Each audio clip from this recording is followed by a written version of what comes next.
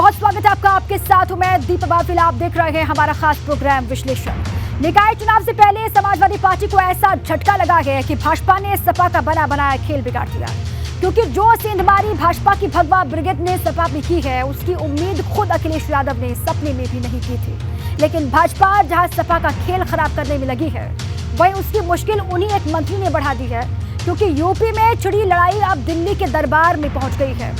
वहीं बात होगी मायावती की, जिन्होंने नीतीश कुमार को दलित मोर्चे पर ऐसी नसीहत दी है, विपक्षी एकता खतरे में आ गई है। वहीं इन सब के बीच बात होगी कुश्ती संघ और पहलवानों में शुरू हुए उस दंगल की, जो 2.5 महीने पहले जहां खत्म हुआ था, वहीं से फिर शुरू हुआ है।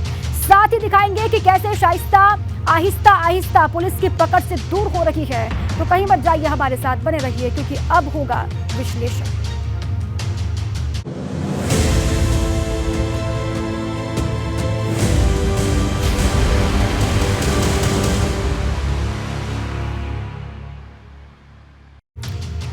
और आज विश्लेषण में सबसे पहले बात भाजपा की सबसे बड़ी स्ट्राइक। चुनाव से पहले साइकिल की हवा टाइट। शाहजहांपुर नगर निगम से सपा ने जिस प्रत्याशी को मैदान में उतारा था, उस प्रत्याशी ने सपा की साइकिल छोड़ करके भाजपा का दामन थाम लिया है। ये स्थिति किसी भी राजनीतिक दल के लिए बड़ी मुश्किल भरी होती है, क्योंकि कई आवेदन आते हैं, उसमें से किसी एक को चुनकर मैदान में उतारा जाता है।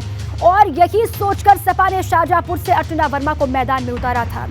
सोचा था कि शाहजहांपुर का कुर्मी वोट उसे मिलेगा, लेकिन भाजपा ने ऐसी सेंधमारी की कि सपा की बनी बनाई रणनीति फेल हो गई, क्योंकि अब सपा को न सिर्फ नया उम्मीदवार खोजना है, बल्कि अर्चना वर्मा से ताकतवर खोजना है।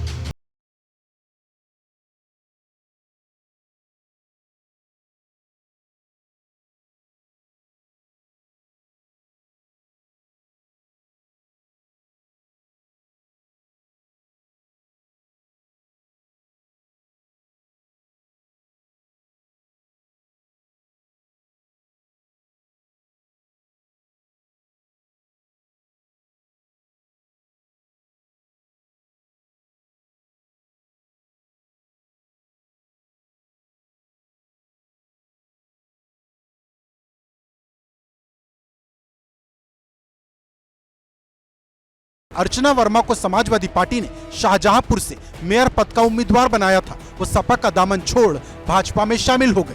अर्चना वर्मा ने वित्त मंत्री सुरेश खन्ना और डिप्टी सीएम ब्रजेश पाठक की मौजूदगी में भाजपा का दामन थाम लिया। कि समाजवादी पार्टी ने अभी हाल ही में जो चुनाव होने वाला है, उसमें शाहजहांपुर से आदरणीय अर्चना वर्मा जी को अपना प्रत्याशी घोषित किया था। लेकिन जो समाजवादी पार्टी की रीति नीति है, उससे ये बहुत दिनों से अपने आप को दुखी महसूस कर रही थी। उनके जो क्रियाकलाप हैं, उनसे अपने आप को जोड़ नहीं पा रही थी। हम सब लोगों ने एक साथ बहन अर्चना वर्मा जी को पार्टी ज्वाइन की है, और अर्चना वर्मा जी को भरोसा दिलाते हैं प्रदेश भारतीय जनता पार्टी की तरफ से, हर तरह से पार्टी आपके साथ है, आप जनसेवा में जुटे। श्रीमती अर्चना वर्मा जी के जो फादर इन लॉ थे, वो 89 में सबसे पहले विधानसभा के सदस्य बने और उस बार उप मंत्री बने, और उसके बाद उन्होंने हमेशा किसी न किसी सदन के वो सदस्य रहे, चाहे वो विधानसभा के सदस्य रहे हों या लोकसभा के सदस्य रहे। तो 4 बार विधायकी और 4 बार उन्होंने सांसदी, 4 बार विधायकी और 2 बार सांसद रहे, और इसके साथ 2 बार मंत्री भी रहे। एक बहुत बड़ा राजनीतिक परिवार आज भारतीय जनता पार्टी के साथ जुड़ रहा है। ये समाजवादी पार्टी के लिए सबसे बड़ा झटका है, क्योंकि भाजपा ने सपा में ये सेंधमारी ऐसे वक्त में की जब दूसरे चरण के नामांकन में 1 दिन का वक्त बचा है। अर्चना वर्मा को सपा से भाजपा में लाने में वित्त मंत्री सुरेश खन्ना की बड़ी भूमिका बताई जा रही। दरअसल सपा में सेंधमारी करने के लिए भाजपा ने एक टीम बनाई थी, जिसकी जिम्मेदारी सुरेश खन्ना और ब्रजेश पाठक को ही दी गई थी। निकाय चुनाव की वोटिंग से पहले बीजेपी ने समाजवादी पार्टी में बड़ी सर्जिकल स्ट्राइक की।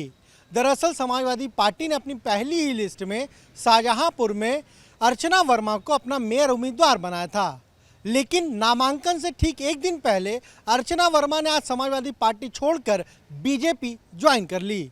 शाहजहांपुर पहली बार नगर निगम बना है, और वहां पर जिस तरीके से समाजवादी पार्टी ने पूर्व मंत्री राममूर्ति वर्मा की बहू अर्चना वर्मा को टिकट दिया था, उससे ठीक पहले नामांकन कल आखिरी दिन है, उससे ठीक पहले आज उन्होंने बीजेपी का दामन थाम लिया। आपको बता दें कि अर्चना वर्मा सपा सरकार में मंत्री रहे राममूर्ति वर्मा की बहू हैं और 2005 में जिला पंचायत अध्यक्ष रह चुकी हैं। सपा ने शाहजहांपुर के कुर्मी वोट को देखते हुए अर्चना वर्मा को टिकट दिया था, लेकिन भाजपा की रणनीति ने सपा का खेल खराब कर दिया, क्योंकि जो अर्चना वर्मा पहले सपा में थी अब वही सपा के खिलाफ खड़ी नजर आई। क्या आज आपने बीजेपी ज्वाइन की, सपा ने तो आपको टिकट दिया था मेयर का? मैंने बताया गुटबाजी की वजह से मैंने पार्टी छोड़ दी है। लेकिन अब लग रहा है बीजेपी में आपका सम्मान होगा, बीजेपी आपको उम्मीदवार बनाएगी। बीजेपी में सभी का सम्मान है, इसीलिए मैंने भारतीय जनता पार्टी को ज्वाइन कर लिया है। पहली बार शाहजहांपुर में चुनाव हो रहा है, क्या आपकी प्राथमिकता है शाहजहांपुर के लिए? जो भारतीय जनता पार्टी जिम्मेदारी देगी वो मेरी प्राथमिकता पर। टिकट आपने मांगा था या कि आपने नहीं मांगा टिकट? अभी कोई टिकट की बात नहीं है। समाजवादी पार्टी को ऐसा झटका दूसरी बार लगा, क्योंकि 2 साल पहले जिला पंचायत अध्यक्ष के चुनाव में भी भाजपा ने सपा को ऐसे ही झटका दिया था। ऐन मौके पर सपा प्रत्याशी बीनू सिंह ने भाजपा का दामन थाम लिया था, जिससे भाजपा प्रत्याशी ममता यादव निर्विरोध जिला पंचायत अध्यक्ष निर्वाचित हो गई थी। अब सवाल बड़ा है कि जो झटका भाजपा ने सपा को दिया, क्या सपा इसका मुंह तोड़ जवाब दे पाएगी? क्योंकि भाजपा ने अपनी चाल चल दी है और अब सबकी नजर अखिलेश यादव पर है। Bureau report, ABP Ganga. और बात भगवा ब्रिगेड ने गुटबाजी, दिल्ली दरबार में नंदी की लड़ाई।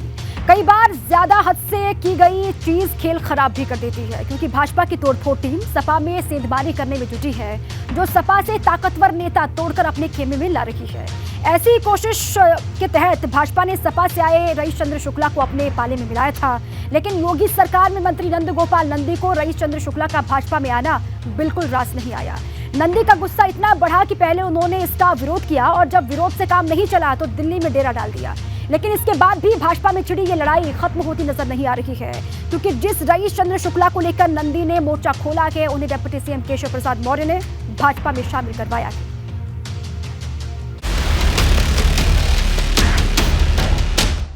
भगवा ब्रिगेड में गुटबाजी हाई, दिल्ली दरबार में नंदी की लड़ाई। नंदी की खुली बगावत, किसे दिखा रहे हैं ताकत?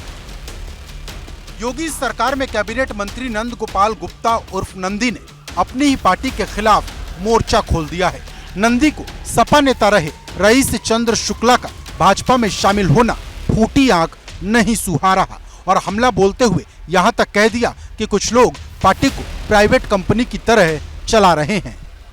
हालांकि नंद गोपाल नंदी ने किसी नेता का नाम नहीं लिया, लेकिन नंदी का यह हमला डिप्टी सीएम केशव प्रसाद मौर्य पर माना जा रहा, क्योंकि रईस चंद्र शुक्ला की joining deputy CM Keshav Prasad Maurya ने ही कराई। लेकिन जहां नंदी इसको लेकर हमलावर हैं, तो वहीं केशव प्रसाद मौर्य नंदी को लेकर कुछ भी बोलने से बचते नजर आ रहे। आज हमारे श्री नंद गोपाल नंदी जी हमारी सरकार के कैबिनेट के सहयोगी मंत्री हैं। आज उनका जन्मदिन है, उनको मैं पूरी पार्टी की ओर से हार्दिक शुभकामनाएं देता हूँ। मेरा निवेदन, आज उनका जन्मदिन है, मैं उनको शुभकामना दिया, उतना ही पर्याप्त। आज जन्मदिन नंद गोपाल जी का है, हमारे कैबिनेट के मित्र हैं और पार्टी के वरिष्ठ नेता हैं। इस पूरे मामले पर जब आज उप मुख्यमंत्री केशव प्रसाद मौर्य से सवाल पूछा गया तो उन्होंने केवल नंद गोपाल गुप्ता को जन्मदिन की बधाई दी और ये कहा कि वो पूरी पार्टी की तरफ से उन्हें जन्मदिन की बधाई देते हैं। वहीं आज नंद गोपाल गुप्ता कैबिनेट मंत्री दिल्ली भी पहुंचे हैं। माना जा रहा है कि वो पार्टी के शीर्ष नेतृत्व से मिलकर इस ज्वाइनिंग को लेकर अपनी बात रखेंगे।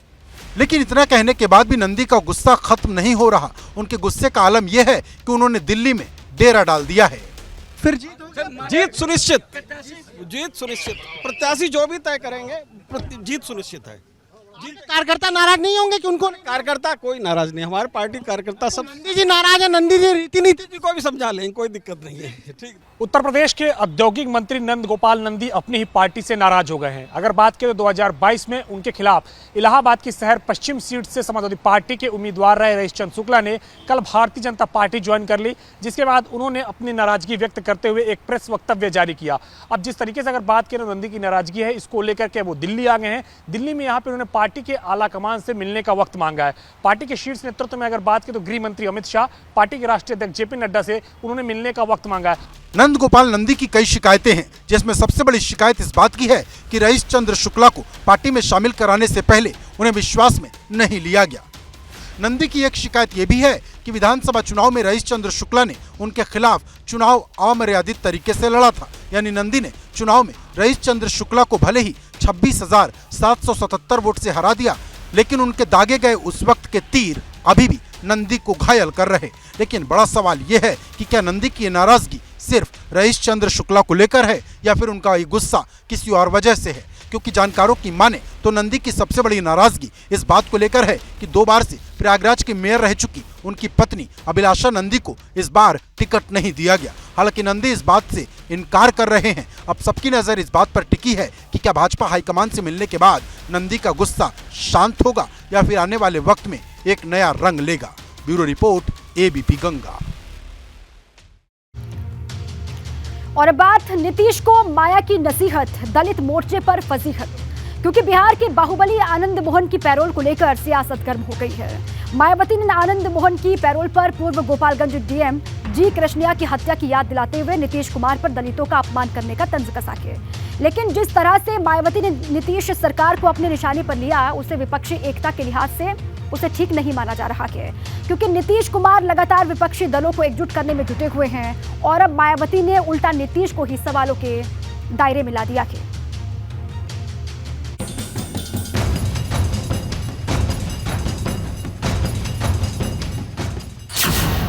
नीतीश कुमार को मायावती की नसीहत, आनंद मोहन पर फजीहत।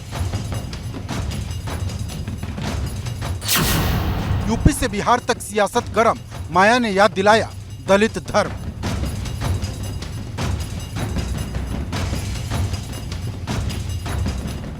बिहार में जब से माफिया आनंद मोहन जेल से बाहर आया, तब से सियासत गर्मा गई और अब बसपा सुप्रीमो मायावती के इन चुभते हुए ट्वीट ने यूपी से बिहार की राजनीति का पारा चढ़ा दिया, क्योंकि मायावती ने दलितों की नाराजगी का हवाला देते हुए बिहार के मुख्यमंत्री नीतीश कुमार की नीयत पर सवाल खड़े कर दी। मायावती ने ट्वीट करते हुए लिखा कि बिहार की नीतीश सरकार द्वारा महबूब नगर के रहने वाले गरीब दलित समाज से आईएएस बने बेहद ईमानदार जी कृष्णैया की निर्दयता से की गई हत्या मामले में आनंद मोहन को नियम बदल कर रिहा करने की तैयारी देश भर में दलित विरोधी निगेटिव कारणों से काफी चर्चाओं में है। इसके साथ ही मायावती ने आगे लिखा कि आनंद मोहन बिहार में कई सरकारों की मजबूरी रहे, लेकिन गोपालगंज के तत्कालीन डीएम श्री कृष्णैया की हत्या मामले को लेकर नीतीश सरकार का ये दलित विरोधी व अपराध समर्थक कार्य से देश भर के दलित समाज में काफी रोष है। चाहे कुछ मजबूरी हो, किंतु बिहार सरकार इस पर जरूर पुनर्विचार करे। अब मायावती के ट्वीट के बाद राजनीति गर्मा गई है।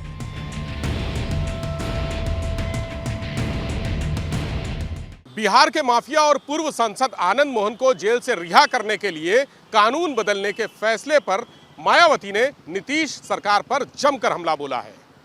चूंकि आनंद मोहन जिस डीएम की हत्या के आरोप में जेल में हैं और सजा काट रहे हैं, वो दलित थे।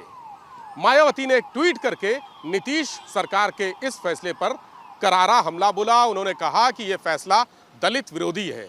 चूंकि मायावती दलित और मुस्लिम वोटों की सियासत करती हैं, इसलिए उनके इस ट्वीट को दलित दांव से जोड़कर देखा जा रहा है। आपको बता दें कि 1984 में गोपालगंज के डीएम की हत्या के मामले में 2007 आनंद मोहन को फांसी की सजा सुनाई गई थी, मगर पटना हाईकोर्ट ने 2008 में आनंद मोहन की सजा को आजीवन कारावास में बदल दी, जिसके बाद से आनंद मोहन सहरसा की जेल में बंद है। आनंद मोहन फिलहाल अपने बड़े बेटे और आरजेडी विधायक चेतन आनंद की रिंग सेरेमनी में शामिल होने के लिए जेल से पैरोल पर बाहर आया है। लेकिन जिस तरह से मायावती ने नीतीश कुमार को अपने निशाने पर लिया, उसे विपक्षी एकता के लिहाज से ठीक नहीं माना जा रहा, क्योंकि नीतीश कुमार लगातार विपक्षी दलों को एकजुट करने में लगे हैं। हाल ही में जेडीयू महासचिव केसी त्यागी ने मायावती से भी महागठबंधन में आने की अपील की थी। Bureau report, ABP Ganga.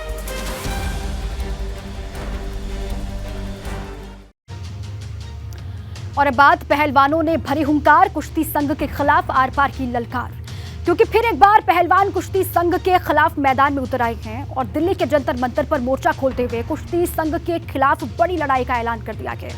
पहलवानों ने साफ कर दिया है कि जब तक उनके साथ इंसाफ नहीं होगा, वो नहीं हटेंगे। वहीं दिल्ली महिला आयोग की अध्यक्ष स्वाति मालीवाल ने भी दिल्ली पुलिस को एक नोटिस जारी किया है और 48 घंटे के भीतर जवाब मांगा है।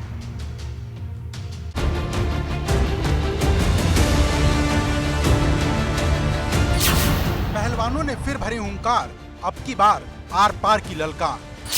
ब्रिजभूषण के खिलाफ दंगल, यौन उत्पीड़न का एंगल। कुश्ती संघ और पहलवानों के बीच एक बार फिर ठन गई है। 2.5 महीने पहले पहलवानों ने कुश्ती संघ के अध्यक्ष बृजभूषण शरण सिंह पर संगीन आरोप लगाए थे।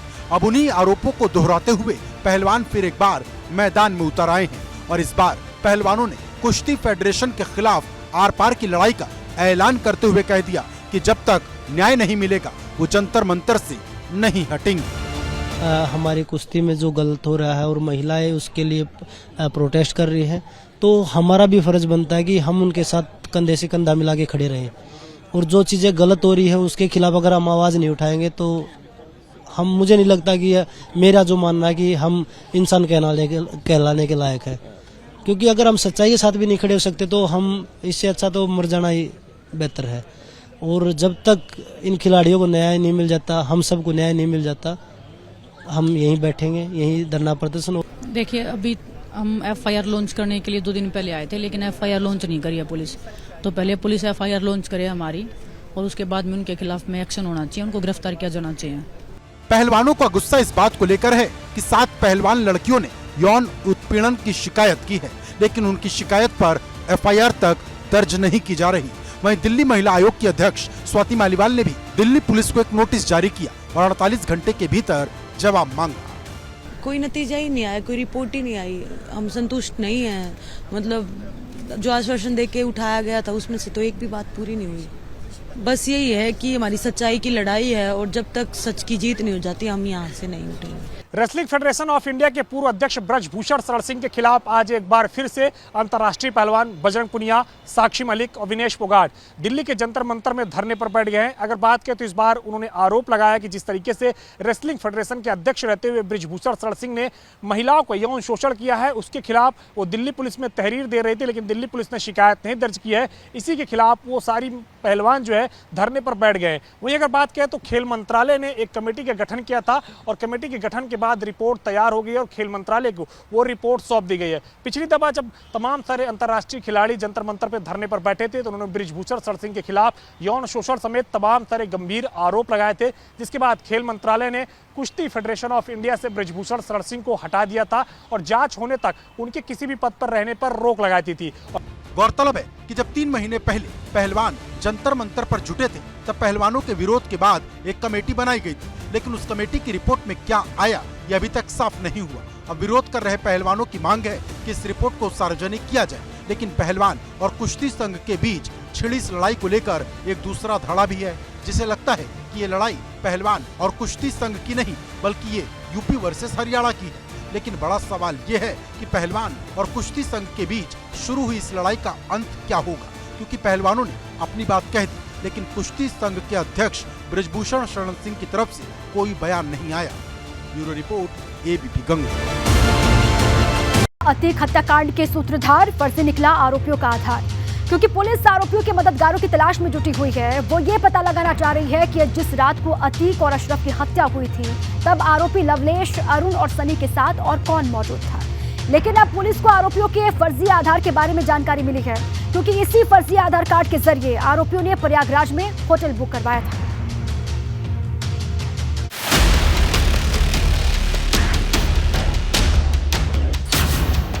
अतीक हत्याकांड के सूत्रधार फर्जी निकला आरोपियों का आधार।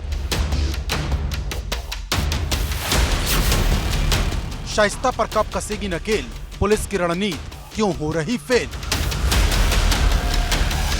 अतीक और अशरफ की मौत के बाद से पुलिस लगातार आरोपियों के मददगार की तलाश में जुटी है, क्योंकि पुलिस को इस बात के पुख्ता सबूत मिले हैं कि जिस रात अतीक और अशरफ की हत्या हुई उस रात हमलावर लवलेश, अरुण और सनी के अलावा उनके मददगार भी वहां मौजूद थे।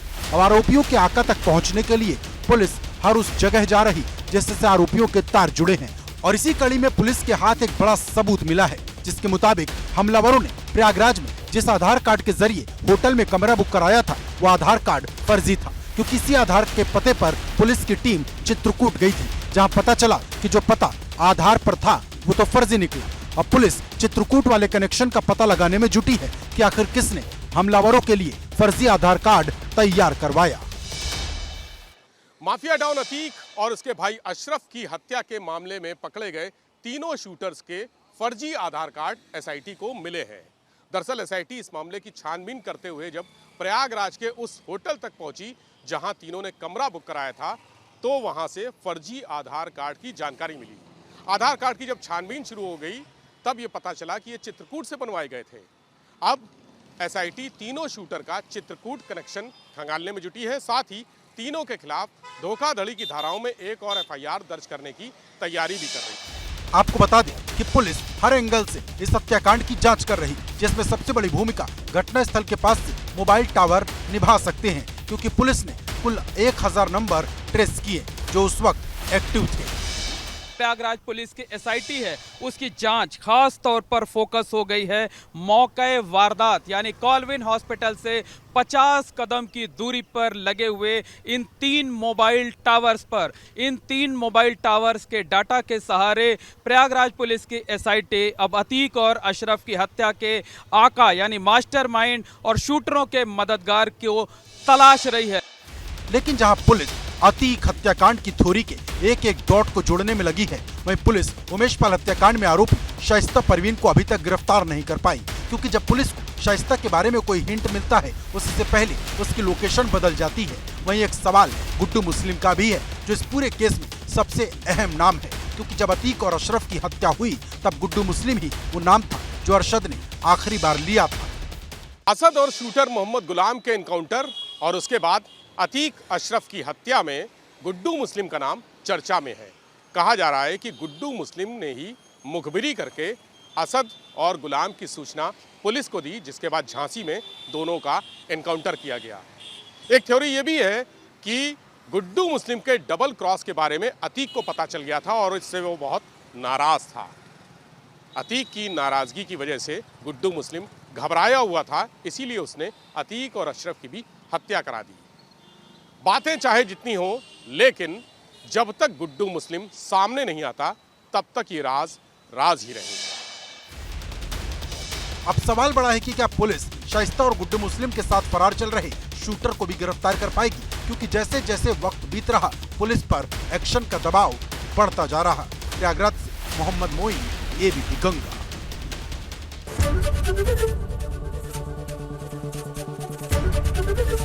एबीपी गंगा, खबर आपकी, जुबान आपकी।